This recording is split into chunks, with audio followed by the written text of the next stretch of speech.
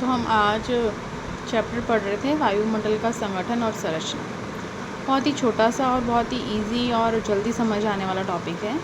तो सबसे पहले देखिए कि पृथ्वी ने के जो चारों और वायु का आवरण है उसे वायुमंडल कहते हैं, क्योंकि पृथ्वी का भाग अगर हम देखें तो मंडलाकार भाग है और मंडलाकार भाग के आसपास जो वायु विद्यमान है उसी को हम वायुमंडल कहते हैं। जैसे कि हमने देखा पहले भी अपन एक चैप्टर करा था, उस चैप्टर में जब पृथ्वी की उत्पत्ति हुई थी तो उसके बारे में डी गैसिंग की प्रक्रिया हुई थी, विभेदन की प्रक्रिया हुई थी, जिससे गैसों का अलग अलग होना पाया गया, हल्के भारी पदार्थ अलग हुए। तो उस समय पहली बार जब वातावरण का निर्माण हुआ या वायुमंडल का निर्माण हुआ, उससे लेकर मतलब जहरीली गैसों से लेकर वर्तमान की जो वायुमंडल की अवस्था प्राप्त हुई है वो एक लंबी यात्रा है।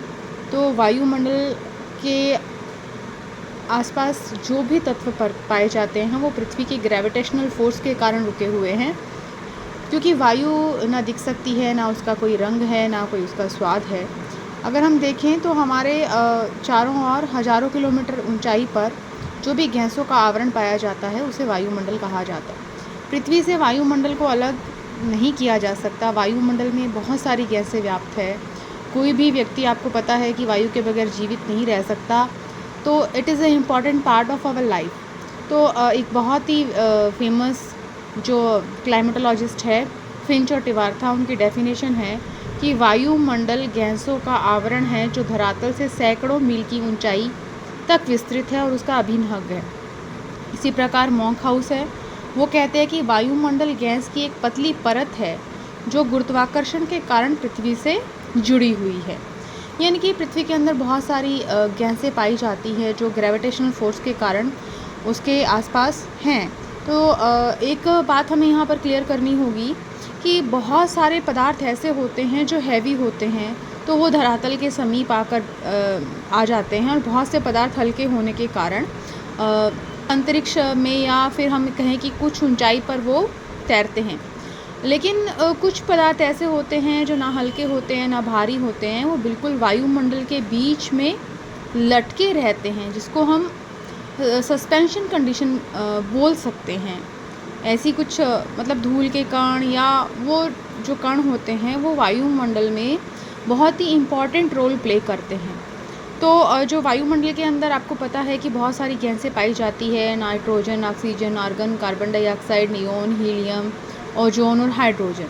तो इसमें से सबसे ज़्यादा जो 98 मैं कहूँ कि 98 के आसपास जो गैसों का कंट्रीब्यूट रहता है वो रहता है नाइट्रोजन और ऑक्सीजन। तो जो वायुमंडल में है oxygen, nitrogen, carbon dioxide, hydrogen की उपयोगी गैसें हैं, क्योंकि जो ओजोन लेयर है वो हमारी यूवी रे से रक्षा करती है। आप लोगों ने भी बहुत सारी चीज़ों का अनुभव किया है लाइफ में। जब हम छोटे होते थे तो हम वो हीलियम से भरे हुए गुब्बारे आपने देखा होगा कि वो अंतरिक्ष में उड़ते रहते हैं, क्योंकि जो बाकी गैसों से वो उसका आयतन, उसकी डेंसिटी, जो भी आप कह सकते हैं कि वो गैस जो गुब्बारे के अंदर भरी गई है वो उससे हल्की है, तो इसका कारण वो उन हवाओं में तैर रहा है। तो वायुमंडल का संगठन जो है वो 9 प्रकार की मुख्य गैसों से पाया जाता है, जिसके अंदर oxygen, hydrogen, argon, carbon dioxide, hydrogen, helium, neon, krypton, ozone प्रमुख है। और इन सब में जो ज़्यादा है वो है आपकी नाइट्रोजन और ऑक्सीजन मिलकर लगभग 98% गैसों का कंट्रीब्यूशन रखती है। धरातल का कोई भी प्राणी, आपको पता है कि बिना ऑक्सीजन के जीवित ही नहीं रह सकते।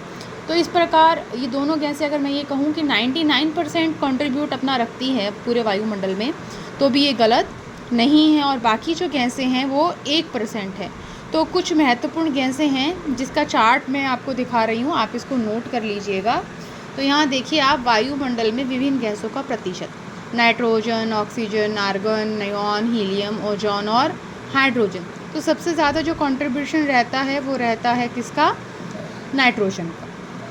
वायुमंडल के संगठन को इस चार्ट के द्वारा भी हम समझ सकते हैं कि वायुमंडल का संगठन है, उस पर नाइट्रोजन देखिए आप, जो ब्लू कलर से इंडिकेट हो रहा है, that is 78% part of a nitrogen and 21% part of oxygen.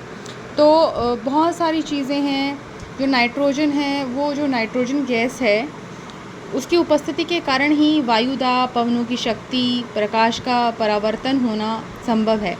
इस गैस का कोई भी रंग या स्वाद नहीं होता है। ये वस्तुओं को तेज़ी से जलने से बचाती है और ये गैस जो है पौधों में मतलब पौधों के प्रोटीन के निर्माण में सहायक होती है, जो कि उनके भोजन का मुख्य अंग है।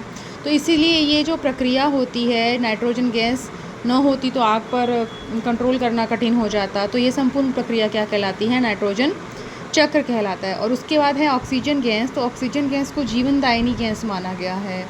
ये रासायनिक तत्वों के साथ सरलता से मिलकर अनेक प्रकार के यौगिकों का निर्माण करती है। वस्तुओं को जलने के लिए ये गैस आवश्यक है। यह ऊर्जा का प्रमुख स्रोत है। कार्बोहाइड्रेट इससे बनता है। तो oxygen is also important gas in the atmosphere.